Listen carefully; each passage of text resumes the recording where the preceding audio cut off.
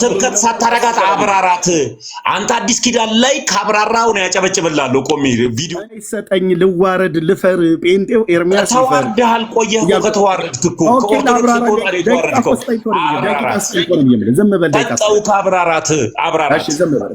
ቆየህ ከተዋረድክ አንተ ከኦርቶዶክስ ከወጣ በኋላ እኮ ተናገር። ውሸቱን መሆንን በአግባቡ ላስረዳ። አብራራት ጠቅሷል እኮ በቃ ለህዝቡ እስቲ ልዋሽ ህዝቡ ይስማ። እኔ እኮ ለአብራራ ነው የሚለው።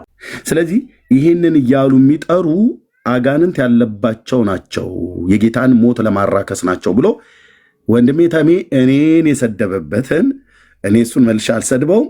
የራሱ ቤተክርስቲያን ግን አጋንንት አለባት ማለት ነው። ምክንያቱስ ከጌታ ጎን ሐዋርያቱ ደምና ውሃ ወጣ እያሉ እሷ ግን የለም ደም ወተትና ወይን ቅባት ወጥቷል ብላ ትላለች። ቃል እግዚአብሔርን ታጣምማለች ማለት ነው። እነ ዮሐንስ ወንጌላዊው ከጻፉት ውጪ ዝም ብለው ያወራሉ ማለት ነው። ወንድሞች ራቶች አሁን ዳኙ እንግዲህ ተናገሩ እውነቱን ብሎ ውሸት አይዋሽም። ኤርሚያስ ማን ነው ታዲያ ሐዋርያቱ ያልጻፉትን ከጌታ ያው ለሰጠ ችግር የለው። ይኸው ልሰጠህ ነው ከጌታ እዚሁ ላይ ትቀጥላለህ። እሺ ትቀጥላለህ። አንድ ጥያቄ ብቻ ጠይቀህ የእግዚአብሔር አሰራር ይታወቃል? አንድ ጊዜ ንገረኝ። ምን ያገናኘዋል ከዚህ ጋር ብራዘር? ምን ያገናኘዋል ሳይሆን ያንተን መልስ ነው ፈልግ። የእግዚአብሔር አሰራር ይታወቃል? ፍጥረቱ እንዲያውቀው የተገለጠውን ያህል አሁን እንደ ፍቃዱ ምክር በቅዱስ ቃሉ እንድናውቀው ለሰው ልጆች የፈቀደውን ገልጦልናል። አሁን እግዚአብሔር ይለመዳል ይታወቃል እያልከኝ ያለው አይደል? አይኔ አልወጣኝም። አንዴ ፍቃዱ ይታወቃል፣ አንዴ እግዚአብሔር ይለመዳል አትበለኝ። አጠር ያለ መልስ መልስልኛ። እንደሱ አሁን የጴንጤዎች አምላክ ይታወቃል ይለመዳል ማለት ነው። እግዚአብሔር ይታወቃል ኤርሚ? አዎ እግዚአብሔር ይታወቃል። በምኑ? በቅዱስ ቃሉ። በጣም ጥሩ። አሁን ልዩነታችን እዚህ ጋር ነው። ልዩነታችን እዚህ ጋር ነው ኤርሚ። የኔ አምላክ አይለመድም፣ አይታወቅም፣ ተቀምሶ በቃ ጣፋጭ ነው ብዬው ዝግት ማረገው ተቀምሶ በቃ ወተት ነው ብዬ ዝግት ማረገው አለ። ወንድማችን ተሜ የማይታወቅ አምላክ ነው የሚያመልከው ማለት ነው። ቆይ እሱ ችግር የለውም። አንተ ማታውቀውን አምላክ እንደምነግርህ ላስተዋወቅ። ለማይታወቅ አምላክ ብሎ እንዳለው ቅዱስ ጳውሎስ በኤፌሶን ላይ የማይታወቅ አምላክ ነው። እኔ ግን የኔ አምላክ አንተ የምታመልከው ነው የማይታወቀው እኮ ልነግርህ እኮ ነው። አንተ የምታውቀው አምላክ እኔ በቅዱስ ቃሉ ይታወቃል። ይኸውልህ አንተ የምታመልከው አምላክ እዚህ ላይ ነው ጥያቄ ያልከኝ አይደለ? ለምንድን ነው ያለ ጥያቄ እኮ እድሉን ስጠኛ። አሁን ሳታብራራው እድሉን ስጠኝ። ምን ነበር የምታመልከው አንድ ጊዜ እድሉን ስጠኝ። አንዴ ስማኝ ስልህ አንዴ ስማኝና እዚህ ጋር ይሄንን እያነበኩ እያለው ከቅዱስ ቃሉ ጋር እንዴት እንደሚጋጭ አሳየኝ አልኩ። እኔ አሳየኝ አይደለም የኔ ንግግርን አልተረዳኝም። ተሜ አስጨርሰኝ፣ እንደ ቅድሙ እናውራ። አስጨርሰኝ፣ ከዛ ታወራለህ። የፈለከውን ደቂቃ ውሰድ እናውራ። ግን ያልከውን ልብ በል።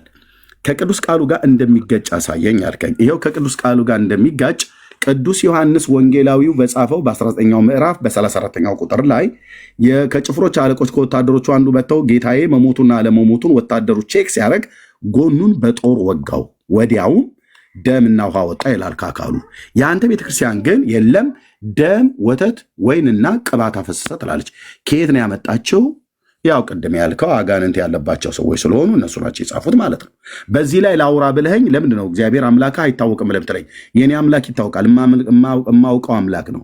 ኦኬ ምን ተብሎ እንደተጻፈ እንዲህ ልሰጥ ነው። የፈለግከውን አውራ። ያው የኔ አምላክ እንደሚታወቅ ልንገርህ። ኦኬ ኢየሱስም ይህን ተናግሮ ወደ ሰማይ ዓይኖቹን አነሳ፣ እንዲህም አለ፣ አባቶች ሰዓቱ ደርሷል።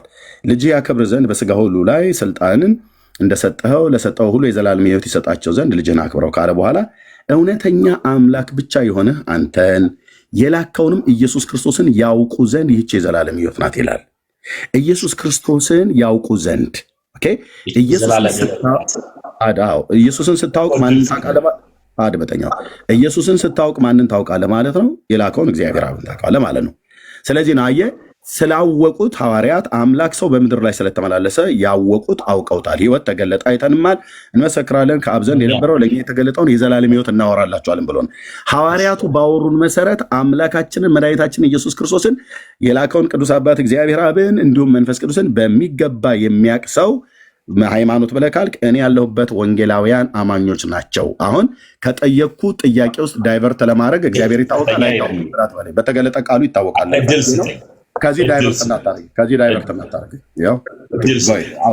ለምን ድል አትሰጠኝም? ኤርሚ ይኸው አውራ፣ በጌታ ድል። ኧረ ይኸው አውራ፣ ምንም ልመና አያስፈልግም። ይኸው አውራ። ኤርሚ ስላገኘው ደስ ብሎኛል። እንደዚህ ተረጋግተን ስላወራንም ደስ ብሎኛል። እዚህ ጋር በተያያዘ ብዙ ጊዜ ፕሮቴስታንትን ወክሎ የሚናገረው ቤተክርስቲያንን በውሸት በሚከሰው ራሱን ተናገር እውነቱን እኔ ደግሞ ተናገር ውሸቱን ብዬ በምጠራው ሰውዬ በኤርሚያስ አበበ ስም ቁም ነገር የምነግራችሁ የነ ኤርሚያስ አበበ ስም ወይም ደግሞ የተናገር እውነቱን ብሎ ግን ውሸቱን የሚናገረው ስም የነሱ አምላክ ይለመዳል፣ ይታወቃል። ለምሳሌ ያክል መምጫውን ያውቃሉ፣ መሄጃውን ያውቃሉ፣ ምን እንዳፈሰሰላቸው ያውቃሉ። አልፎም ተርፎ ደግሞ በቃ እስከዚህ ድረስ በዚህች ብቻ ቀጥሉ ብሎ ነው የሚያውቀው። እግዚአብሔር እንዴት እንደሚናገር እንዴት እንደሚሰራ ሚስጥሩን ያውቁታል። የኔ አምላክ ግን ሲፈልግ በፈለገው ሰዓት ላይ ለኔ ነግሮ ሳይሆን ለኛ ተናግሮ ሳይሆን በፈለገው ሰዓት ላይ ይመጣል፣ በፈለገው ሰዓት ላይ እኔን ይወስደኛል። ተናግሮ ሳይሆን እግዚአብሔር ደሙን ያፍስስ ውሃ ይስጣቸው፣ ደሙን ይስጣቸው ግን አያውቁትም። የነሱ አምላክ የሚለመድ ነው።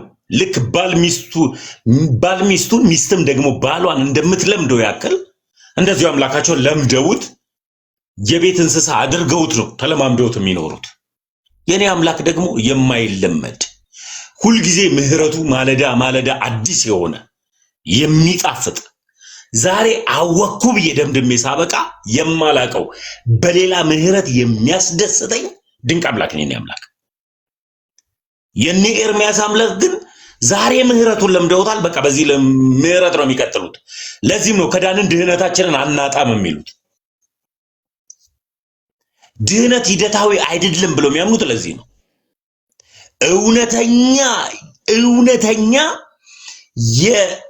እውነተኛ የእምነትን መጋደል የተጋደሉ አባቶችን የሚቃወሙት ለዚህ ነው። ለክርስቶስ ኢየሱስ በእውነት ሊጋደሉለት የሚችሉ አባቶችን ኖ የሉም፣ አባቶች የሉም፣ እኔ ነኝ የምቀጥለው ብለው ልክ እንደተናገር እውነቱን እንደ ኤርሚያስ የሚነሱት ለዚህ ነው። አባቶችን ክብር ለሚገባው ክብርን ስጥ የሚለውን ጥቅስ የሚቃወሙት እዚህ ጋር ነው። ስለዚህ የኔ ኤርሚያስ አምላክ የሚለመድ ሲፈልግ ብርድ ልብስ ለብሶ ብርድ የሚከላከል ሲፈልግ ደግሞ ሙቀት ሲመጣ ደግሞ ቦዲ አድርጎ የሚሄድ አምላክ ነው ያላቸው። የኔ አምላክ ግን አሰራሩ ልዩ ልዩ ሲመጣ የማላቀው ከማር በላይ የሚጣፍጥ ድንቅ አምላክ ነው። አወኩ ብዬ የማልደመድመው ስፔሻሊ ኦርቶዶክስ አምላክ ቅዱሳን መላእክት ወይም ደግሞ እልፍ አላፍ መላእክት ቅዱስ ቅዱስ ብለው በፊቱ ሲሰግዱ ቀና ብለው ሲያዩት የማይለመድ አምላክ ከጨረቃ በላይ ከብርሃን በላይ ጎልቶ የሚታይ ድንቅ አምላክ ምህረቱ ግን አስገራሚ የሆነ አምላክ መሆኑን የኔን ያዙልኝ። የኤርሚያስ አምላክ ተለምዷል፣ ታውቋል። የታወቀውን ነገር ነው የሚገልጡት። አመሰግናለሁ። እሺ ቴንኪው ተምዬ። እኔ ጴንጤው ኤርሚያስ ምን ይላል? አምላካችን እግዚአብሔር የሚታወቅ አምላክ ነው ወይ? አዎ። ምን ብሎ ይላል ቅዱስ ቃሉ? ምን እንደሚል ላሳያችሁ ወንድሞቼ ናቶች። አሁን ወደ ቃሉ ነው የምገባው። ወደ ጌታዬ ቃል ስለነካካኸኝ እገባለሁ ማለት ነው። እንደዚህ ያሳያለሁ። ቁጥር 20 ምን ይላል? እዚህ ከቁጥር 18 ጀምሮ ሮሜ ማለት ነው። እውነትም በአመፃ በሚከለክሉ ሰዎች በኃጢአተኝነታቸውና በአመፃቸው ላይ እግዚአብሔር ቁጣ ከሰማይ ይገለጣልና እግዚአብሔርን ስለገለጠላቸው ስለ እግዚአብሔር ሊታወቅ የሚችለውን በእርሱ ዘንድ ግልጥ ነውና የማይታየው ባህሪ እርሱም የዘላለም ኃይሉ ደግሞም አምላክነቱ ከዓለም ፍጥረት ጀምሮ ከተሰሩት ታውቆ ግልጥ ሆኖ ይታያልና ይላል።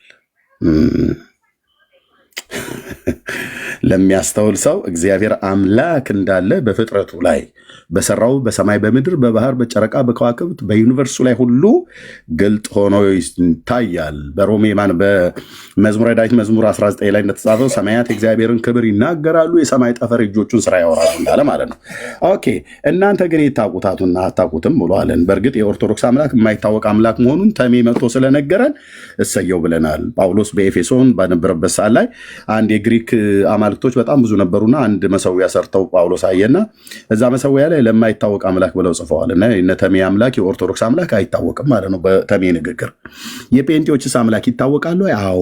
እንዴት ይታወቃል? ኤርሚያስ እንዴት ነው የምታውቁት እናንተ ድፍረታችሁ ብለህ ካልከን ድፍረታችን ይሄ ነው የሆነልን። ምን ይላል እስኪ? ምን ይላል ዮሐንስ ወንጌላዊው? ሐዋርያት ናቸው እኛ ቤት የሚመሰክሩት። ሐዋርያው ዮሐንስ በዮሐንስ ወንጌል መጽሐፍ ምዕራፍ 10 ላይ ጌታዬ በተናገረበት ክፍል ላይ ምን ይላል? እውነት እውነት እላችኋለሁ ወደ በጎች በረት በሚገባ በሌላ መንገድ ግን የሚወጣ እርሱ ሌባ ነው፣ ወንበዴም ነው። በበሩ የሚገባ ግን የበጎቹ እረኛ ነው። ለእርሱም በረኛው ይከፍትለታል፣ በጎቹም ድምፁን ይሰሙታል። በጎቹ ድምፁን ይሰሙታል፣ የራሳቸውን በጎች በስማቸው ጠርቶ ይወስዳቸዋል። የራሱንም ሁሉ ካወጣቸው በኋላ በፊታቸው ይሄዳል። እረኛው።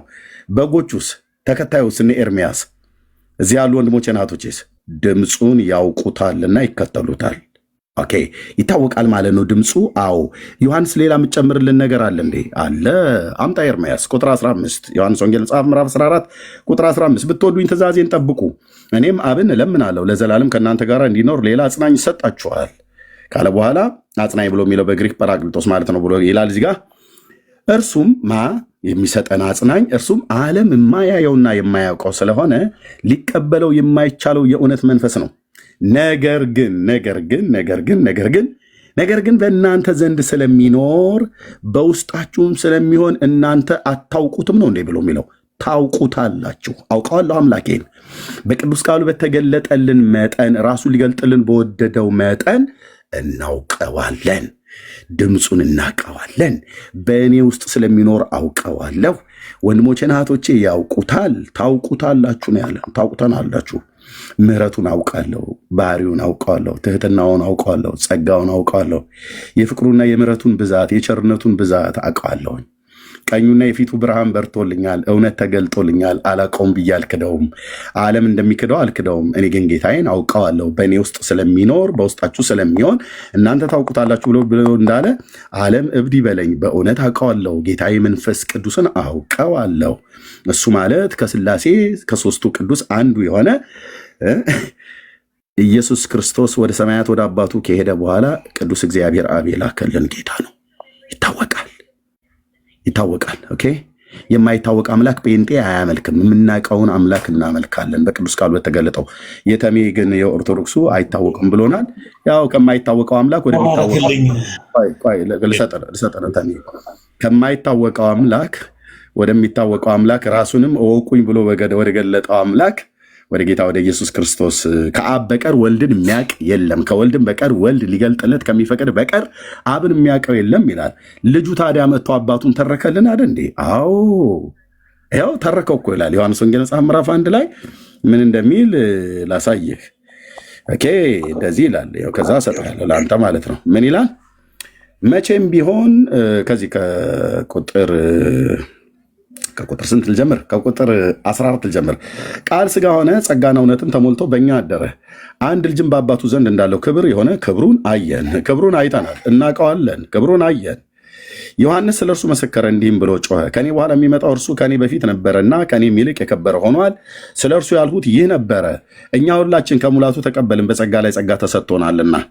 ሕግ በሙሴ ተሰጥቶን ነበረና ጸጋና እውነት ግን በክርስቶስ ኢየሱስ ሆነ። መቼም ቢሆን እግዚአብሔርን ያየው አንድስ እንኳን የለም። በአባቱ እቅፍ ያለ አንድ ልጁ እሱ ተረከው። የባህሪ ልጁ ቅዱስ የእግዚአብሔር ልጅ የዳዊት ልጅ ኢየሱስ ክርስቶስ መጥቶ አባቱ እግዚአብሔር አብን ተረከልን። ተርከውልን ካበቃ በኋላ አናቀውም አንልም። እኛ እንደ ተሜና እንደ ኦርቶዶክስ እኛ እናቀዋለን። ልጨርስ። አይሁድ 18 ብቻ አንብብልኝ አንድ ጊዜ ለማወቅ ፈልጌ። 18 ቁጥር 18 ቁጥር 18 አሁን ያነበብኩት መቼም ቢሆን 18 ይሄው 18 አይደለ? ዮሐንስ 19 ያለውን አንብብልኝ ተሜ 18 ነው 19 ነው ብራዘር? 18ን እስከ 19 አንብብልኝ። ይኸው እያነበብኩልህ ነው። እሺ ምንድን ነው የማየፈለግሽው? What do you want? I'm finished. Are you finished? Where are you taking? Thank you, Maye. I just need to show you something. Enough, yeah? Look. Thank you. I love you. Okay. 18 እና 19 ዮሐንስ ወንጌል መጽሐፍ ምዕራፍ 1 ቁጥር 18 እና 19 መቼም ቢሆን እግዚአብሔርን ያየው አንድስ እንኳን የለም፣ በአባቱ እቅፍ ያለ አንድ ልጁ ተረከው ኢየሱስ ክርስቶስ ማለት ነው። አይሁድ አንተ ማን 19 ነው አይደል አልከኝ ጨምሮ? አዎ ያው አይሁድ አንተ ማነህ ብለው ይጠይቁ ዘንድ ከኢየሩሳሌም ካህናትና ሌዋውያን በላኩበት ጊዜ የዮሐንስ ምስክርነት ይህ ነው መሰከረ፣ አልካደምም። እኔም ክርስቶስ አይደለሁም ብሎ መሰከረ። ዮሐንስ ማለት ነው። እኔ ክርስቶስ አይደለሁም ብሎ መሰከረ። ከ18 እስከ 20 ያለችውን አብራራት። ይኸው ኦኬ ቴንክ ዩ። ለማብራራት ደግሞ ጴንጤ እንኳን አብራራ ተብሎ አይደለም ደስ ነው ብሎ የሚለን። አይ ጴንጤ አብራርቶ አያውቅም። አንብቦ ተሸክሞ ነው የሚያውቀው፣ ግን አይረዳው። እስኪ አንብባት ትሰማለህ። ተብዬ በደንብ እየጣፈጠ ትሰማለህ። ዛሬ ወንድምዬው እሰማሃለሁ። ቀጥለው። ኦኬ መቼም ቢሆን እግዚአብሔርን ያየው የለም ነው። ምንድነው ይሄ መቼም ቢሆን እግዚአብሔርን ያየው የለም በሚል ላብራራ አይደል? አዎ እግዚአብሔር በስጋ እንደ ሰው ተገልጦ ተወልዶ ያየውም የለም። እንደዚሁም በመለኮትነቱ እንኳን ራሱ በትንቢተ ኢሳይያስ መጽሐፍ ምዕራፍ 6 በአንደኛ ጢሞቴዎስ መልእክት ላይ ሲናገር እርሱ ማንም ሊቀርበው በማይችል ብርሃን ውስጥ ለዘላለም ይኖራል ይላል። ንጉሥ ዳዊትም በዘላለም ተራሮች ላይ ሆኖ በድንቅ ያበራል ይላል። አዎ እግዚአብሔር አይደለም የሰው ልጆች በስጋ አይናቸው ሊያዩት፣ መላእክት እንኳን ሊያዩት አልተቻላቸውም ነበር። በኢሳይያስ ትንቢት መጽሐፍ ምዕራፍ 6 ላይ ሱራፌልና ኪሩቤል እንኳን ፊቶቻቸውን በሁለት ክንፎቻቸው ሸፍነው ነበረ ቅዱስ ቅዱስ እያሉ ይጮሁ የነበሩት ማለት ነው። ይህ አምላክ ግን የጠፋውን የሰውን ዘር ለማዳን ለአባታችን ለዳዊት ለብላቴናው ለዳዊት ለአባታችንም ለአብርሃም በገባው የተስፋ ቃል መሰረት ሰው ሆኖ እንደሚወለድ ከብዙ ሺህ ዓመት በፊት የገባውን የተስፋ ቃል ሊፈጽም የጠፋውን የሰውን ዘር ሊያድን አምላክ በስጋ እንደሚገለጥ ከነገረ በሕገ ልቦና በሕገ ኦሪት እግዚአብሔር ሲናገር ብታብራራው ኤርሚ 17 ላይ ይከብዳል። 17 ላይ ተገዝተህ ታወርደኛለህ። 17 ላይ ቀላሏን የሰጠው 17 እስከ 20 ብለህ ታወርደኛለህ። ተገዝተህ ታብራራ አታብራራ ብሎ ስብከት አታርገዋ። አሁን ስብከት አታርገው። ዝም ብለህ ጎዳና ላይ እንደቆመ ጴንጤ አዋጅ እያልክ አትጩ። 17ን ብነግርህ እርግጠኛ ነኝ በቃ ከብዶ ታወርደኛለህ። በጣም ጨምሬ አሁን ያንተን ትምክት ለመስበር ቁጥር 17 እስከ 20 ያለችውን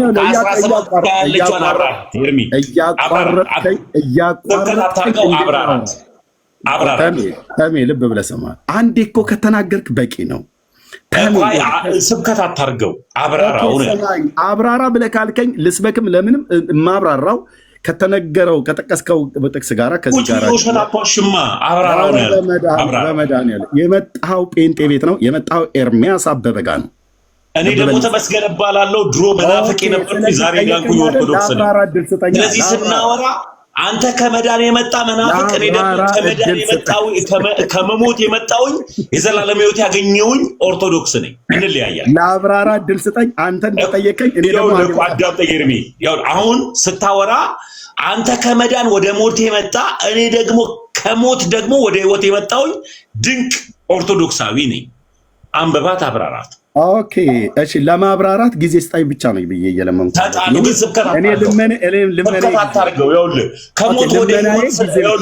ከሞት ወደ ሕይወት የመጣውኝ ከሕይወት ወደ ሞት የመጣ ሰው ነህ። ስለዚህ አብራራት። ችግር የለም። እኔ ልመናዬ እንደ ናሚስ ልጅ እንደ እዩ መንፈሴ ውስጤ በጣም ቸኩሏል። የአምላኬን ቃል ለመናገር እኮ የአንተ መንፈስ ነው የቸኮለው። የአንተ መንፈስ ደግሞ ሐሰተኛው መንፈስ ነው። አብራራት። ደቂቃ ስጠኝ። እሱን ትውልዱ አብራራት። ኦኬ አንዴ ጠይቀኛል። ኮመንት ብዘጉልኝ ኤርሚ ብዘጉ። እኔ ነኝ የከፈትኩት እኮ ሲሳደቡ ይኸውልህ። እሺ ኮመንቱ ደስ ይላል። እኔ የሚናገሩ አንተ ኮሜንት ተዘግቶልህ እኔን ትሰድበኛለህ። እነሱ ታች ይሰዱ፣ አንተ በዘራው ነው። እሺ እኔን እንዲሳደቡ አንተ እኔን ስደበኝ። ኤርሚ ለአውሬ ስድብ ስለተሰጠው አንተ እኔን ስደበኝ። እኔ ከክርስቶስ ኮመንት ላይ ግን አይስደቡኝ። አብራራት የኔ የማውቀው አምላኬ እንድሳደብ ክርስቶስ ጌታዬ አላሰማኝ እኮ አልኩህ እኮ። እኔ እውነትን በመንገር አምናለሁ፣ አንተ ደግሞ በመስደብ ታምናለህ። ኮመንት ዝጋል።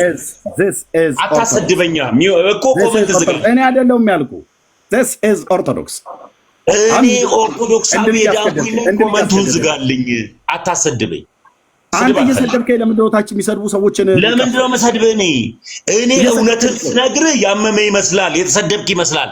አንተ ግን እውነትን ስጨፈልቃት ደግሞ እውነትን የተናገርክ ይመስላል። ተናገር፣ ውሸቱን ስምህ ነው። ስለዚህ ኮመንት ዝጋልኝ። ዝጉለት ስድብ አልፈልግም። ስደበኝ፣ እናንተ ግን አትስደቡ። ወንጌል እኔ ተሳዳቢ አይደለሁም፣ አንተ ነህ ተሳዳቢ። እኔ እውነትን ተናጋሪ ነኝ። አብራራት። አንደኛ ዮሐንስ እስካሁን ድረስ ስብከት ሳታረጋት አብራራት። አንተ አዲስ ኪዳን ላይ ካብራራው ነው ያጨበጭብላለሁ። ቆሜ ቪዲዮ ከፍቼ ደቂቃ ይሰጠኝ፣ ልዋረድ፣ ልፈር። ጴንጤው ኤርሚያስ ተዋርደሃል። ቆየህ እኮ ከተዋረድክ እኮ አብራራት። ዝም በል ደቂቃ አብራራት። ሚዩት አድርገው። ቆየህ ከተዋረድክ አንተ ከኦርቶዶክስ ከወጣ በኋላ ሚዩት አድርገው። ተሜ ሚዩት አድርገው። በቃ ሚዩት አድርገው። ለምን ትዘጋኛለህ? ሚዩት እኔ ትልቅ ሰው ነኝ። እኔ አይደለም ያደረኩት። በመድኃኒዓለም እሺ፣ አላደርግም። ግን ከሰለቸው ይኸውልህ፣ የመጨረሻ ልንገርህ፣ ከሰለቸው ውጣልኝ በለኝ። ቆይ ወንድ ይኸውልህ፣ ከሰለቸው ውጣልኝ በለኝ። ሚዩት እንዳታረጊ። እኔ አላደረኩም እኮ ነው የምልህ እኮ። ተናገር፣ ውሸቱን መሆኑን በአግባቡ ላስረዳ። አብራራት ጥቅሷል እኮ። በቃ ለህዝቡ እስቲ ልዋሽ፣ ህዝቡ ይስማ። እኔ እኮ ለአብራራ እኮ ነው የምልህ። ከደጋፊነት ስሜት ሲወጡ አንተ ተናገር ውሸቱን ብለህ ስምህን ነገ ታመጣዋለህ። ሂድ አብራራት። ኦኬ፣ ይህንን ይናገራል የክርስቶስ ባሪያ በእግዚአብሔር ቃል ሰይፍ የታጠቀው ኤርሚያስ አበበ። መንፈስ ቅዱስ በውስጡ ያለው ሳብራራ። ዝም ብለህ ስማ። ኦኬ፣ እንዳትዘጋኝ። አንድ ይቀስጠኝ። ኦኬ፣ መቼም ቢሆን እግዚአብሔርን ያየው አንድስ እንኳን የለም። በቅፉ ያለ በአባቱ ቅፍ ያለ አንድያ ልጁ ተረከው ይላል። ኦኬ፣ ይሄ አንድያ ልጅ የተባለው የባህሪ ልጁ ነው። ከአብና ከመንፈስ ቅዱስ ጋር እኩል የመለኮት ስልጣን ያለው፣ ባለመቀዳደም ቅድመ ዓለም የነበረ ያለ የሚኖር። በዚያን ጊዜ ክርስቶስ በስጋ ከመገለጡ በፊት አምላክ ተገልጦ አየሁት ብሎ የሚል የለም፣ በስጋ ማለት ነው። ስለዚህ ጌታ ግን ለአባታችን ለአብርሃም፣ ለብላቴናው ለዳዊት በገባው የተስፋ ቃል መሰረት ጥንቱንም የሰው ልጅ ሲወድቅ እግዚአብሔር እንደሚያድነው ከሴቲቱ ዘር በመወለድ እንደሚያድነው የገባውን የተስፋ ቃል እሱን ሊፈጽም አምላክ ሰው ሆነ። ስለዚህ ከእግዚአብሔር አብ እቅፍ ያለው የባህሪ ልጁ ወደዚህ ዓለም መጣ። በመምጣቱም አባቱን ልጁ ተረከው ማለት ባህሪው፣ ትህትናው፣ ርኅራሄው፣ ቸርነቱ፣ አምላክነቱን፣ አባትነቱን የአብ የባህሪ ልጅ የዳዊት ልጅ ኢየሱስ በስጋ በመወለድ ተረከው። ደግሞ ጴንጤ ቤት መጥቶ ለመጽሐፍ ቅዱስ ማብራራት። ኦኬ፣ አይሁድ አለ ከቁጥር 18 እስከ ቁጥር 20 ማለት ነው። ይሄንን ማንም አያየውም ነበር ማለት ቅድም በጢሞቴዎስ መልእክት ላይ የጠቀስኩት፣ እንደዚሁም በትንቢተ ኢሳይያስ መጽሐፍ ምዕራፍ 6 ላይ የጠቀስኩትኝ ማንም ሊቀርበው በማይችል ብርሃን ውስጥ የሚኖር አምላክ ሱራፌልና ኪሩቤል እንኳን ፊቶቻቸውን ጋርደው እየሸፈኑ ቅዱስ ቅዱስ እያሉ ይጮሁ ስለነበር፣ አሁን ግን ያ አምላክ ሰው በመሆን በመካከላችን ጸጋና እውነትን ተመልቶ አደረ አደረ። ስለዚህ ዮሐንስ ሲናገር ከእርሱ ጋር የበላን ሕይወት ተገለጠ፣ አይተንማል፣ እንመሰክራለን፣ ከአብ ዘንድ የነበረው ለእኛ የተገለጠውን የዘላለምን ሕይወት እናወራላችኋለን ብሎ ካለ በኋላ ከእርሱ ጋር የበላን የጠጣን የዳሰስን እኛ ነን፣ አይተነዋል፣ ተገልጧል። ኦኬ፣ ይህ የተገለጠው የአብ ልጅ፣ ይህ የተገለጠው የዳዊት ልጅ በስጋ የዳዊት ልጅ በመለኮቱ የአብ ልጅ የሆነው መጣና ተረከ። ማንን? አባቱ ቅዱስ እግዚአብሔር አብን። አባቱን ተርኮልን እግዚአብሔር አብን አናቅም ብለው የሚሉ እንደነ ተሚ አይነት ኦርቶዶክስ እንጂ ጴንጤ ኢየሱስ ክርስቶስ እግዚአብሔር አብን ገልጦልን እግዚአብሔር አብን ተርኮልን አናቅም ብለን አንልም። ቅዱስ አባት እግዚአብሔር አብን እናውቀዋለን። ማ በተረከልን ልጁ በተረከልን መጠን እናውቀዋለን። መንፈስ ቅዱስን እናውቀዋለን። እኛ በእኛ ውስጥ ስለሚኖር ታውቁታላችሁ ብሎናል። የማናቀውን ድምፁን የማንሰማውን አምላክ እኛ ጴንጤዎች አናመልክም። የነተሚ አምላክ አይታወቅም። ሚዩት አድርገው ተሜ ወዳጅ ሚዩት ነኝ አብራራው እንጂ ስበክ አላልኩም። ድምፅ ይረብሻል። ሚዩት አድርገው። ለሁለተኛ ጊዜ እንዳታቋርጠ ኢንተራፕት እንዳታደርገኝ። ስብከት አታርገው። ኢንተራፕት አታድርገኝ፣ ካልሆነ ኢንተራፕት እንዳታደርገኝ። ይኸው በትህትና ልጠይቅ አብራራው። በቃ አስወርጃለሁ። ቅድም ኢንተራፕት አደረከኝ። ይሄ የሰይጣን ባህሪ ነው። የእግዚአብሔርን ቃል ስናገር ታዲያ ምን እያደረኩ ነው? የመጣኸው ተሳስተሃል፣ ጴንጤ ቤት ነው አልኩህ። አንተ አይደለም መጋቤ ብሉይ የተባሉት ቢመጡ እንደ ጭዳ ዶሮ ተጠምዝዘው በቅዱሳን መጽሐፍት ልክ ይገባሉ ማለት ነው። ደግሞ ለጴንጤ ለማብራራት ይኸውን ያብራራላለሁ አምላኬን ማለት ነው። ሶሪ ስላልሰማ ቅድምም ኢንተራፕት ስላደረከኝ። ኢንተራፕት ማድረግ የእናንተ ቤት ልማድ ነው። ኑ ዲቤት ግጠሙ ተብሎ ሲባል ሴት የሚያባረረው ሰውዬ 18 ጊዜ ኢንተራፕት ሲያደርገኝ ነበር። ለያዥ ለገራዥ አስቸግሮ ማለት ነው። አንተም ራስህ ኢንተራፕት ታደርገኛለህ። አብራራ አልክ አይደል? የመጣው ጴንጤ ቤት ነው ባልኩ 2 ጊዜ 3 ጊዜ ቆም ብለህ አስብ። ቅዱሳት መጽሐፍትን በልኩ ነው የምናውቀው። በልኩ እኮ አልኩህ። ለጴንጤ ያላችሁ ግምት በጣም ተሳስታችኋል ነው ብዬ የምላችሁ ኦርቶዶክሳውያን፣ በጣም ተሳስታችኋል። ለጴንጤ ያለው ግምት በጣም ተሳስታል። በ7ኛ ክፍል ተማሪ በሆነው በኤርሚያስ አበበ ትቢትን ያስተነፍስልሃል አልኩ። እያንዳንዱ ተራ በተራ እያስገባው አሁን እዚህ ውስጥ የገባው ይህንን የእናትን ደምጠጭ የሆነች ሴትዮ ታሪክ ለመሸፈን ነው። በዚህ ከእግዚአብሔር ቃል ጋር እንደሚጋጭ ይሄንን ደም ወተት ወይም ቅባት ብለህ የምትለውን እሱን ከእግዚአብሔር ቃል ጋር እንደሚጋጭ በዮሐንስ ወንጌል መጽሐፍ ምዕራፍ 19 ቁጥር 34 ላይ ያለው የአምላኬን ቃል ጠቅሼ ከጎኑ ሲወጉት ውሃና ደም ወጣ ይላል ዮሐንስ። ኦርቶዶክስ ደግሞ የለም ውሃና ደም ሳይሆን ደም ወተትና ወይም ዘይት ቅባት አፈለቀ ትላለች። ታዲያ ማን የእግዚአብሔርን ቃል የሚያጣምም ኦርቶዶክስ ወይስ ፕሮቴስታንት? በፍጹም ኦርቶዶክስ። ቻሉት አልኩ። የጌታዬ መንፈስ በእኔ ውስጥ ስላለ እዚህ መተህ በመረጃ ወራለሁ ብለህ ካልክ በቅዱሳት መጽሐፍትም በእግዚአብሔር ቃል በብሉይና በአዲስ እንደዚሁ በራሳችሁ መጽሐፍት ያህል ስሞግትህ ድንጋይን ወደ ተራራ የማንከባለል ያህል ይከብድሃል አልኩ። ከማን የተነሳ ኤርምያስ? በውስጤ ካደረው ከመንፈስ ቅዱስ የተነሳ። በጥምጥሙ ገብቶ ከሆነ ቄሱ ጥምጥሙን ፈቶ ይወጣል። ሱሪያ አውልቀህ ትወጣለህ አልኩ። በምን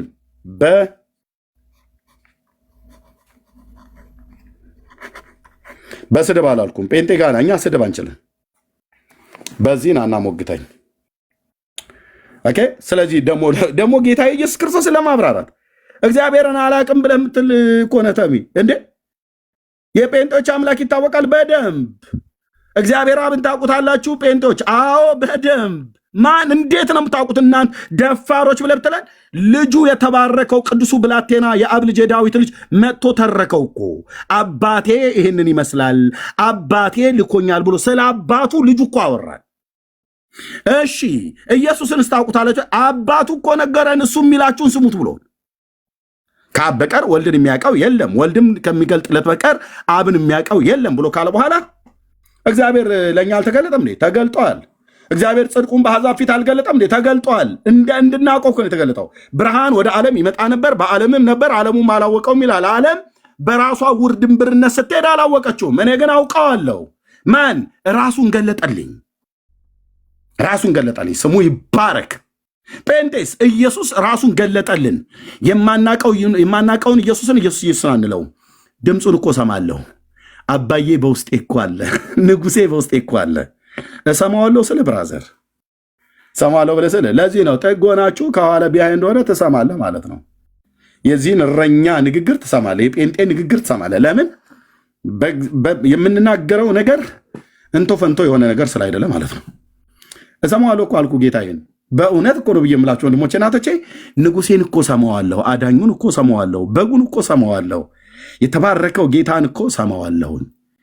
አላቀውም ብዬ አልለውም፣ አቀዋለሁኝ። ራሱን ስለገለጠልኝ አቀዋለሁ። ቅዱስ አባት እግዚአብሔር አብ ልጁን ስለገለጠልን ልጁን ስለላከልን እናቀዋለን። እንድናቀው እኮ ነው፣ እንድናቀው ነው። እሱን አውቀን እሱን በማመናችንም የዘላለም ሕይወት እንዳለን እንድናውቅ ነው የተጻፈው። በአንደኛ ዮሐንስ መልእክት መጽሐፍ ምዕራፍ 5 ቁጥር 13 ላይ እግዚአብሔር አምላኬ ቃል ሲናገር እንደዚህ ይላል። ተው እባክህ ይነካኩትና ይሉታል ወንበዴ ይላል።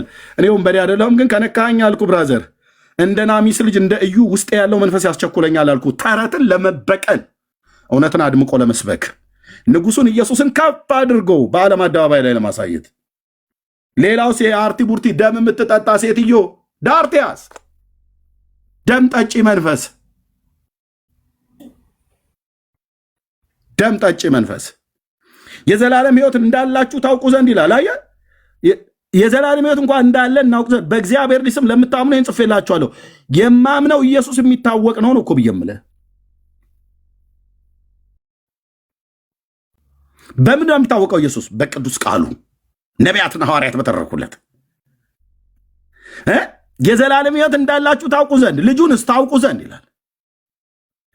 ይህን እንዴት ታውቃለህ ኤርምያስ? እዚሁ ክፍል ላይ ዝቅ ብለህ ቁጥር 20 እና 21 ማንበብ ነው። የእግዚአብሔር ልጅ እንደመጣ እውነተኛ የሆነውን እናውቅ ዘንድ። ሃሌሉያ ሃሌሉያ ሃሌሉያ።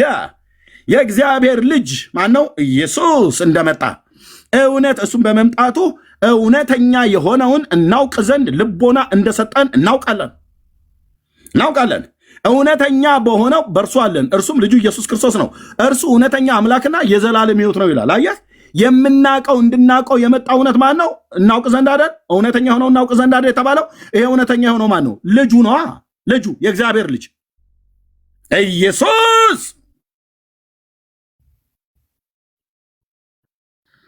ይህን የደብተራ ግሳንግስ አለቅልቄ ዓለም አደባባይ ላይ ስደፋው እንዴት ደስ እንደሚለኝ አልኩ። እንዴት ደስ እንደሚለኝ። በእውቀት ፊቴ አትቆሙም አልኩ። ይፋረደኝ። የዛሬ 2800 ዓመት ላይ በባኦል ነቢያት መካከል ቆሞ አምላኩን እግዚአብሔርን ያስከበረ ከገለአድ ቴስቢ የወጣው የዛ ነቢይ አምላክ የኤልያስ አምላክ ይፋረደኝ አልኩ። በእውቀት ከሆነ ናና ሞግተኝ፣ በብሉይ በአዲስ በመጽሐፍቶችህ። እንደዚህ አምላካችን አናቀውም ሳናቀውም የምናመልከው ብለህ በል። የጴንጤ አምላክ ግን የሚታወቅ አምላክ ነው። ራሱን ለሰው ልጆች የገለጠ ትሁት ጌታ በመካከላችን እኮ አደረ። በመካከላችን ብቻ አይደለም፣ በእኔ ውስጥ እኮ አደረ፣ በወንድሞቼ ውስጥ እኮ አደረ። በማደሩም ታውቁታላችኋል። ሃሌሉያ ሃሌሉያ ሃሌሉያ ሃሌሉያ። የእስራኤል አምላክ ቅዱስ እግዚአብሔር ስሜ ይባረክ። የጴንጤዎች አምላክ ስሜ ይባረክ።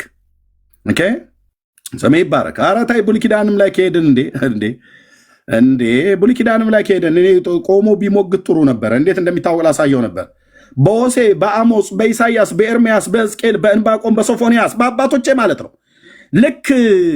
ልክ ብረምጣድ ላይ እንደተጣደ ቡና ወዲያ ወዲህ ነበር የምቆላ አልኩ። በእውቀት እንዴት እንደሚታወቅ እግዚአብሔር፣ እንዴት እንደምናውቀው እግዚአብሔር የተጻፈውን አሳይ ነበር። ለምሳሌ እስራኤልን እንኳን እግዚአብሔር አምላኳ እንድታውቅ እኮ የተጻፈላት ነበር። እነሷን ለማወቅ አልፈለጉም እንጂ ማለት ነው። ኦ ጌታዬ ለዘላለም ስም ይባረክ።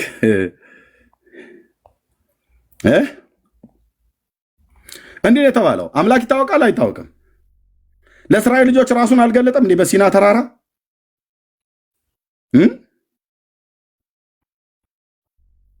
አይታወቅም እንዴ? ይታወቃል። የአባቶቻችን አምላክ እግዚአብሔር አይታወቅም እንዴ? ራሱን የገለጠልን ያህል በፍጥረቱ ግልጥ ሆኖ ይታያል እኮ ይላል ሮሜ ላይ። ኧረ ቆይ ሆሴ የሚባል ነብይ አለ ብራዘር። ምን ይላል? እንወቅ እናውቀውም ዘንድ እግዚአብሔር እንከተል፣ እንደ ወገግታ ተዘጋጅቶ እናገኘዋለን፣ እንደ ዝናብን በምድርን እንደሚያጠጣ እንደ መጨረሻ ዘመን ይመጣል ይላል። የእስራኤል አምላክ አይታወቅም እንዴ? ይታወቃል። ራሱን ለፍጥረቱ በገለጠለት መጠን እናውቀዋለን። አላቀውም ብዬ አልለውም። አምላኬን ታውቁታላችሁ ብሎናል። በእኛ ውስጥ በመንፈሱ ስላደረ ታውቁታላችሁ ይላል። ኧረ አባቶቼ ነቢያት፣ አባቶቼ ሐዋርያት፣ አንተ ጴንጤነት እኮ ማለት ዝም ብዬ እኮ ጉራ አይደለም የምልህ። ጴንጤነት ማለት እንዴት የተባረከች ነች ያቺ ቀን። ጴንጤ የሆንኩበት ቀን አልኩ። እውነቴን ነው የምልህ። ማንም ግብስብስ ቢግበሰበስ አይገርመኝም። ጴንጤ የሆንኩባት ቀን እንዴት የተባረከች ናት። የተወደደች ነች አንተን ያወኩባት እንደምን ያቺ ቀን የተባረከች ናት። መደነቄ በስቷል ካወኩ ጀምሮ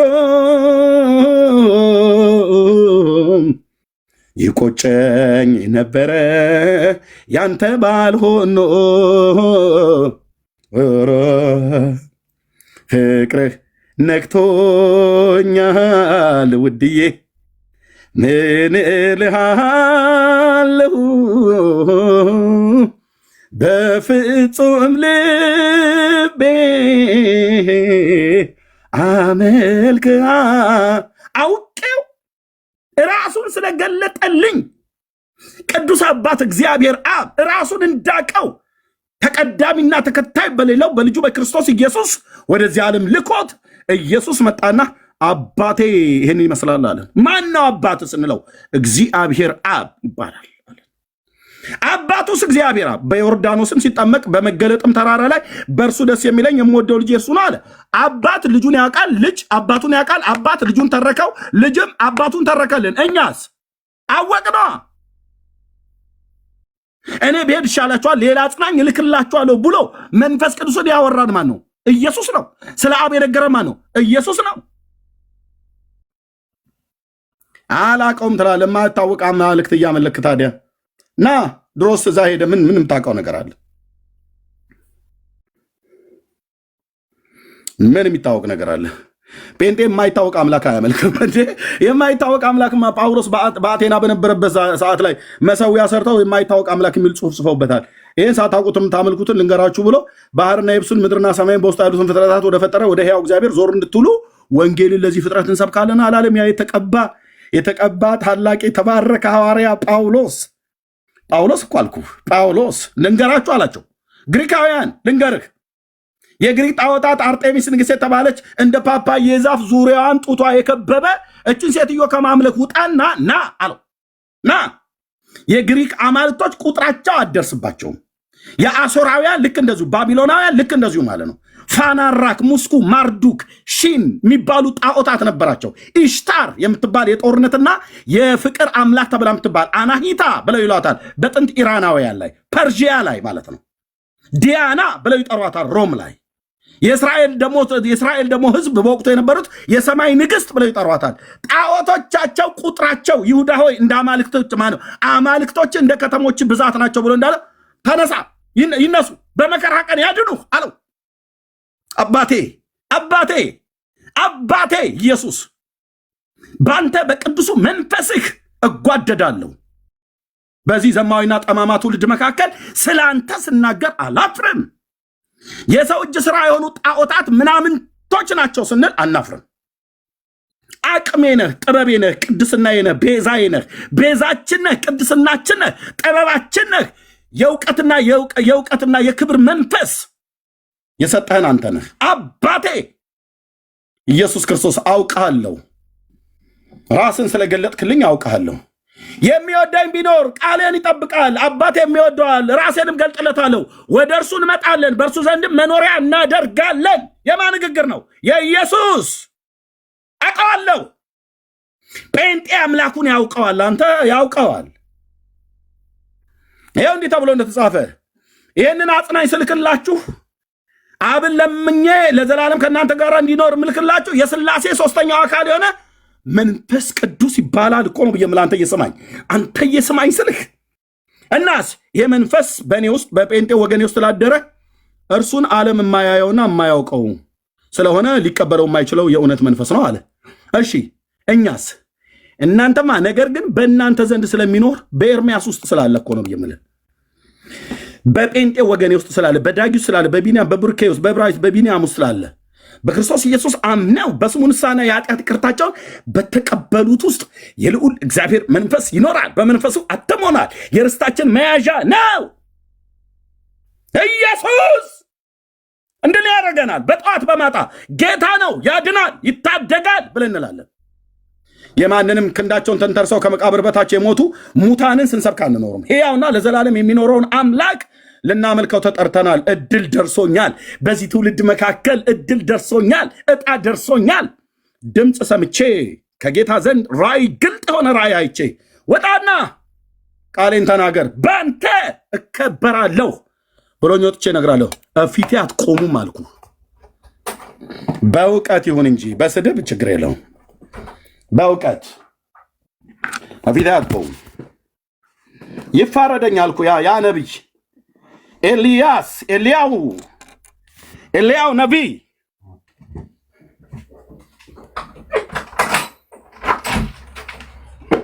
ይፋረደን አልኩ። በእውቀት ግቡ ከሐሰተኞች ነቢያት ጋር ያኔ በስጋ ነው። በቂሶን ወንዝ ወስዶ አረዳቸው ይላል። በቂሶን ወንዝ አሁን አንተን አይደለም የምናርደው። ይህንን የስተት ትምህርት በእግዚአብሔር ቃል ሰይፍ አደባባይ ላይ እናርደዋለን ማለት ነው። በአደባባይ ላይ የውሸት ትምህርት ነው የሚታረደው፣ ሰው አይደለም። ይፋረደኝ አልኩ። የገለአድ ቴስቢው የነቢዩ የኤልያስ አምላክ ይፋረደኝ አልኩ። ይፋረደኝ። እኛ ግን በውስጣችን ስላለ እናውቃለን። ጴንጤ አምላኩ እኮ በውስጡ እኮ ያለ ሰው ነው እኮ። ጴንጤ ማለት አምላኩ በውስጡ ያደረ እኮ ሰው ነው ማለት ነው። ለዚህ ነው 10 ዓመት ሙሉ ሶሻል ሚዲያ ላይ ስጮህ እንደ ሰው ሳይደክመኝ ቀርቶ እንዳይመስልህ። የሚያበረታው እሱ፣ ብርቱ የሆነው እርሱ በእኔ ውስጥ ስላለ፣ በወንድሞቼና በእህቶቼ ውስጥ ስላለ እንጂ ዓለም ማያውና የማያውቀው ስለሆነ የእውነት መንፈስ ነው። የእውነት መንፈስ ነው ግን ዓለም አያውቀውም። የእውነት መንፈስ ነው፣ ዓለም ግን አያየውም። ዓለም አያየውም። እንደነ ተመስገን አይነት አያዩትም። የእውነት መንፈስ ነው ግን በልሳን ጸልያለሁ ብሎ ሲያላግጥ ነበር። ብድራቱ የሰራዊት ጌታ እግዚአብሔር ለሕይወት የሚሆን ንስሐን ካልሰጠ ተመስገን። ሰው በሚሞትበት አሟሟት እንኳን ብትሞት አልኩ እግዚአብሔር አምላክ ምሕረት ካላደረገልህ በስተቀር ሳትቀጣ አትቀርም። በዚህ ቅዱስ መንፈስ ላይ አላግጠሃል። የሰራዊት ጌታ እግዚአብሔር በማደሪያው አለ። እንደ ሰው ስለማይቸኩል ለሕይወት የሚሆን ንስሐን ስለሚሰጥ አላግጠሃል። ግድ የለም አላግጥ፣ ችግር የለውም። እኔ ገና አላላግጥበትም። እሱ የእውነት መንፈስ ነው። ነገር ግን በእናንተ ውስጥ ስለሚኖር በውስጣችሁም ስለሚሆን እናንተ ታውቁታላችሁ የተባለ አምላክን እንጂ የምናመልከው እናንተ አታውቁትም የተባለውን አምላክ አናመልክም። በቅዱስ ቃሉ ራሱን የገለጠልንን ያህል እናውቀዋለን። ተመስገን ወንድሜ፣ እውነት እልሃለሁ ንስሐ ባትገባ በዚህ ሕያው መንፈስ ላይ ያላገጥከውን ቅዱስ እግዚአብሔር ምስክር ነው። ቤት ከፍተህ ፎቶ ዘቅዝቀህ የፈለግከው ነገር ልታደርግ ትችላለህ። እንደምወድህ አምላኬ ያውቃል። ግን ሳትቀጣ አትቀርም አልኩ። እናንተ 710 ሰዎች ምስክሮች ናቸው አልኩ። በሕያው አምላክ ፊት ሳትቀጣ አትቀርም። የሰራዊት ጌታ እግዚአብሔር ሲነሳብህ ለፍርድ ያደቅሃል፣ ይፈጫሃል። ከፈለገ ስርና መታሰቢያ እስከማይቀር ድረስ ነው የሚያጠፋህ። በእርሱ ባመኑት ውስጥ እንዲኖር የሰጠውን መንፈስ ነው የቀለድክበት። በዚህ መንፈስ መመራት ነበር ልሳን የተናገሩት አባቶች ሐዋርያት። ያ የልሳን ስጦታ በእኔ ውስጥ አለ። አንተ አላግጥበት፣ እኔ ግን አላላግጥም። ማን እንደሆነ አውቀዋለሁ። ወንድሞቼና እህቶቼ ያውቁታል። ለምን? እኛ ውስጥ ስለሚኖር፣ በእኛ ውስጥ ስለሆነ ድምፁን እንሰማለን። ጴንጤ ማለት የአምላኩን ድምፅ እየሰማ በአምላኩ ድምፅ የሚወጣ የሚገባ እንጂ የአምላኩን ድምፅ የማይሰማ የአምላኩን ድምፅ የማያቅ ብኩን አይደለም። አንተ ከስዕል ላይ ድምፅ ሰማለሁ ብለህ የሆነች ሴትዮ ፎቶ ሰይጣን ከበጀርባ የሚያሾከሽኩን እሱን ትሰማለህ። መንፈስ ቅዱስን ግን አትሰማም፣ አታውቀውም። ስለዚህ በግልጽ እንደተናገረው ወተት ወይን ቅባት እያሉ የሚሉቱ እነሱ ያጋንንት ያለባቸው የሚያላግጡ ናቸው ያለው። ይህንን ያለችው ማናት? ኦርቶዶክስ ነች። ይኸው ድርሳነ መስቀል ዘወርኃ ሚያዝያ በደብረ ሊባኖስ ገዳም የታተመው ላይ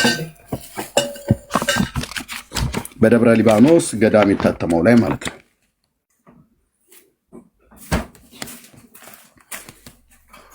በእኔ ላይ ተሹመሃል፣ ፍቅር ልቤን ነክቶታል፣ እውነት በርታልኛለች፣ ነፍሴም አምላኳን አውቃለች ይልላል ጴንጤ። አየህ፣ ነፍሴ ምኗን አውቃለች? አምላኳን። ተመስገን። ይህም መዝሙር ታውቀዋለህ። በእኔ ላይ ተሹመሃል፣ ፍቅር ልቤን ነክቶታል፣ እውነት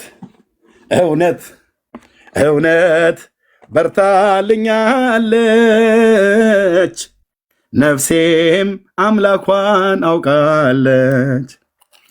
ውዴ አንተ የእኔ ነህ፣ እኔም የአንተ ሆኛለው፣ ረሊን ዘመን ሁሉ ሳመልክ ሳክብርህ ኖራለሁ። ስለማቀው ከፍ በል እንላለና እኛ የማይታወቅ አምላክ አናመልክም። ለዚህ ነው አምላክን ከምታቅበት ወደማታቅበት የሄድከው ማለት ከጨለማ ሳይሆን ወደ ብርሃን የሄድከው ከብርሃን ወደ ጨለማ።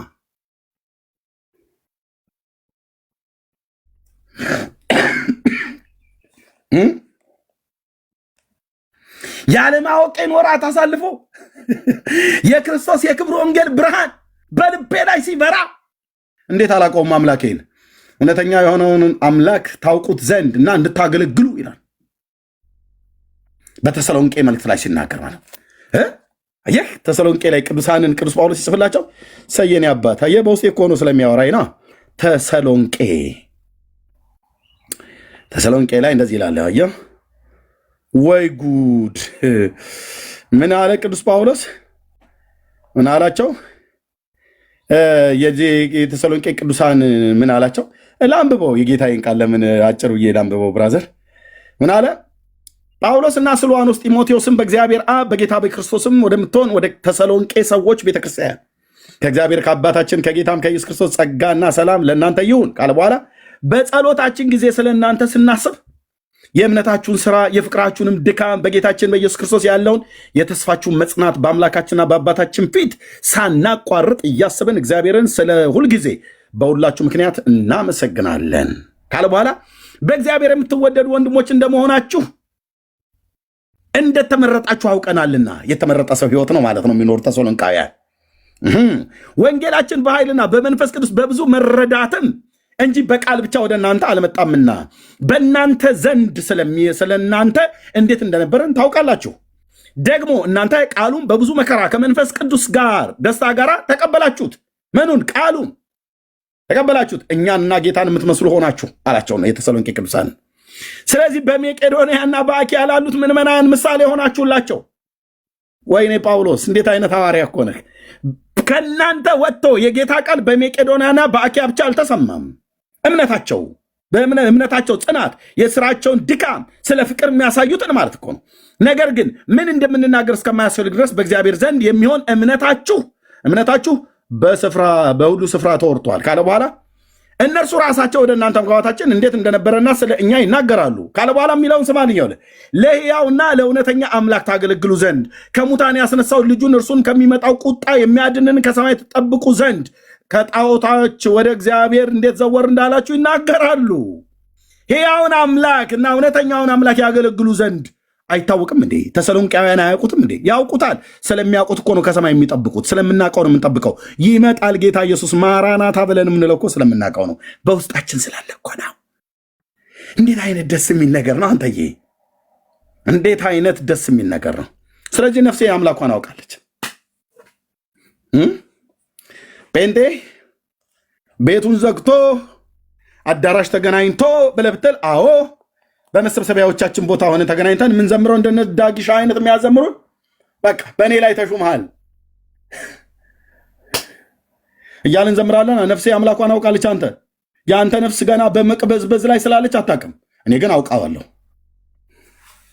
ሰዎች የሚያመልኳቸው ዛሬ የሚከተሏቸው እነተም የሚከተሏቸው ማለት ነው። አቡነ በርሶማ፣ አቡነ በርጩማ፣ አቡነ ገሪማ፣ አቡነ እንትና በለኝ በሙሉ የማይቀበል በቃ በፍጹም የማይታወቁ ሰዎች የሚያመልኳቸው ዛሬ የሚከተሏቸው ብዙ አማልክት ቢኖሩም አንዳቸው የእውነት አይደሉም።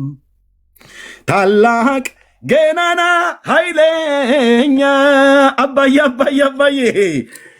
ያጋሽ መሐሪ የሆንከው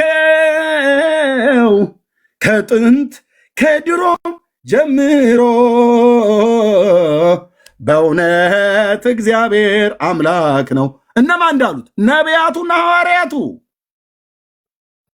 አላቀውም ብዬ አልልም። ዳንኤል 12 ምዕራፍ ያለው መጽሐፍ ጠርጌ በልቼ አላቀውም ብዬ አልልም። ከፍ በል ለዘላለም ከፍ በል ከፍ በል ለዘላለም ከፍ በል። ያ እውቀት ቀረ። ያ ያለማወቅ ወራት ያ ያለማወቅ ወራት ከእኔ ላይ ተገፎ ከወንድሞቼ ላይ ተገፎ ጠፋ። ኢየሱስን ስናውቀው ያለማወቃችን ወራት ከላያችን ላይ ተገፈፈ። ያለ እውቀት ዕውርነት ሰይጣን በዕውርነት መጥቶን የክርስቶስ የክብር ወንጌል ብርሃን እንዳያበራልን መጥቶን የነበረው እግዚአብሔር ከኛ ላይ ልብስ ከሰው ላይ እንደሚወልቅ ኢየሱስ ክርስቶስን ስቀበለው ያድናል። አምላኬ ጌታዬ ከኔ ላይ እኮ አልኩ ልብስ ከሰው ላይ እንደሚወልቅ ቅጠል በንፋስ ከዛፍ ላይ እንደሚረግፍ በቃሉ ጉልበት በጸሎት ኃይል አረገፈው። ገናም ያረገፈ ካለ ይረግፋል። እርሱን እንዳውቅ እንዳለ ቅዱስ ጳውሎስ እርሱና የትንሣኤውን ኃይል እንዳውቅ እንዳለ የምናቀውን እናመልካለን። እንደነ ተመስገን የማናቀውን አምላክ አንጠራም። ስለዚህ ያለማወቅ ወራት ጠፋ። ጌታዬ ውሎና አዳራችን ኤርምያስ ሆነ ነቢዩ፣ እዛ ኢዩኤል ሆነ፣ ዳንኤል፣ እንባቆም፣ ሶፎንያስ፣ ሐጌ፣ ዘካርያስ፣ ሙሴ፣ ዳዊት፣ ጳውሎስ፣ ጴጥሮስ፣ ማቴዎስ፣ ዮሐንስ፣ ሉቃስ። በቃ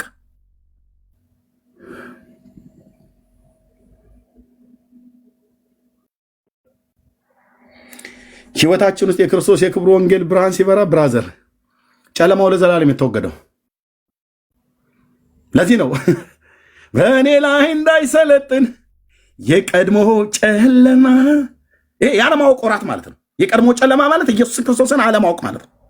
በእኔ ላይ እንዳይሰለጥን የቀድሞ ጨለማ የዋይታን የለቅሶ ድምፅ ከእንግዲህ ላልሰማ። ሕይወቴን ለውጧል ብርሃን በውስጤ ብሩህ ተስፋ ያለው ለቀረው ዘመኔ። አየ ሕይወቴን ለውጦታል። ይሄ እግዚአብሔር ቃል፣ ይህ የአምላክ ቃል ወንድሞቼ ናቶቼ፣ ወይኔ ወንድሞቼ፣ ይሄ እግዚአብሔር ቃል፣ ይሄ እግዚአብሔር ቃል አልኩ። የኔ አባት ለዘላለም ስም ይባረክ። ይሄ እግዚአብሔር ቃል በቃ መንፈሳዊ ዓለም ላይ ሌላ ነገር አትፈልግ። ቀረብ ወደ እግዚአብሔር ቃል። እግዚአብሔር አምላክ ነው፣ ለእኛም በራልን ይላል። በራልን ነው። እግዚአብሔር አምላክ ነው፣ ለእኛም በራልን። ከበራሊ በኋላ እንደነ ተመስገን አላቀውም ብሎ ወደሚል ወደ ጨለማ አንሄድም። ከማወቅ ወደ አለማወቅ አንሄድም። አጋንንት በአለማወቅ ዕውርነት እንዲመታኝ ወደኋላ አላፈገፍግም ስልህ ወደኋላ በሚያፈገፍግ ነፍሴ በሱ ደስ አይላትም ብሎ እንዳለ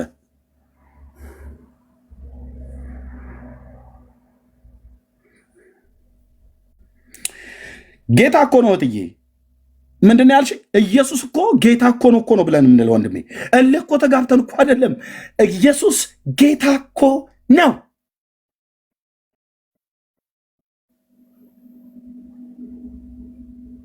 ዳኑ ከዘላለም ጥፋት በእግዚአብሔር ልጅ ስም በማመን የኃጢአት ይቅርታችሁ እንድታገኙ ነፍሱን እስከ መስጠት ድረስ ቀራንዮ ኮረብታ ላይ ከሱ ውጭ የሞት ጣር ያጣርልኝ፣ ከሱ ውጭ ደሙና ስጋውን ያፈሰሰ ማንም የለም።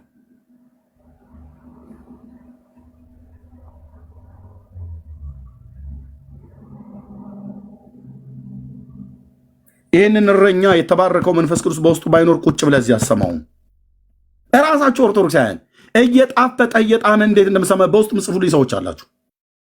መተህ እዚህ ደግሞ ያልሆነ የሆነ ነገር አታውራ። ጴንጤ ቤት ነው የመጣችሁት። ጴንጤ ቤት መጽሐፍ ቅዱስ አንብብና አብራራ ብለህ ጊዜ ልሰጠው ይገባል። ጊዜ እንኳን ልሰጠኝ አልፈለግም። 2 ጊዜ ኢንተራፕት አደረከኝ። መቼ ትወዱና ስብከት አታርጎ ትላለህ። እኔ ጴንጤ አንዴ ከተነደል አልኩ፣ አንዴ በተኑ ከተነካ እንደማለት ነው። በምን በእውቀት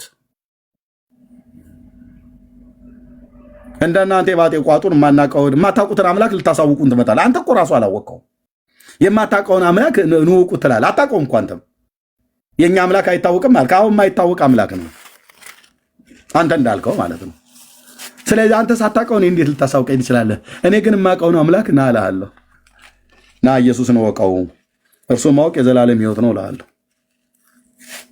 ጸጋና ሰላም ይብዛላችሁ። ተባረኩ። ወንድምነት መቀጠል ትችላላችሁ። ሶሪ ቴንክ ዩ። ጌታን ለመቀበል የምትፈልጉ ሰዎች ካላችሁ በውስጥ አገኙኝ። ወንድሞቼ ናቶቼ፣ እዚህ ያሉ ወንድሞቼ ናቶቼ፣ ጸጋ የበዛላቸው የሚያገለግሉ ወንድሞች አሉ። እንድናገኛችሁ ከፈለጋችሁ ንስሐ ግቡ፣ ጌታን ተቀበሉ። ወንድሞቼ ጌታን መቀበል ማለት በእሱ ትምህርት መኖር ማለት ነው። እግዚአብሔር ልጁን ወደዚህ ዓለም ልኮታል። ከድንግል ተወልዷል፣ ከማርያም ተወልዷል። የዛሬ 2000 ዓመት